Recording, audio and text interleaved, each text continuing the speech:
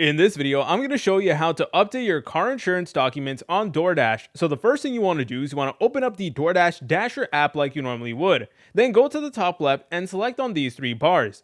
Afterwards, select over here where it says account, and then what you want to do from here is you want to select on vehicle management. From here, please select on your car. Unfortunately, I don't have a car added to Doordash, but if you do have a car, then it is going to appear right over here. Then you want to select on your car and you're going to see an option that says update/upload insurance. And then from there, it is going to prompt you to take a photo of your insurance card or upload a PDF or image as well. And then from there, you're able to submit it.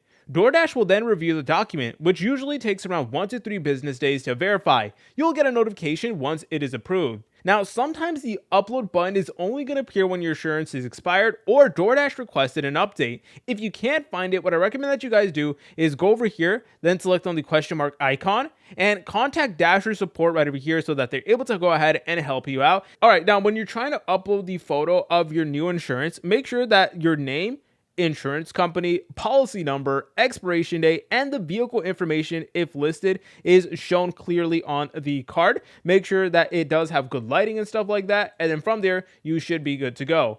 If you guys found this video helpful, make sure to leave a like and subscribe. I'll see you in the next tutorial.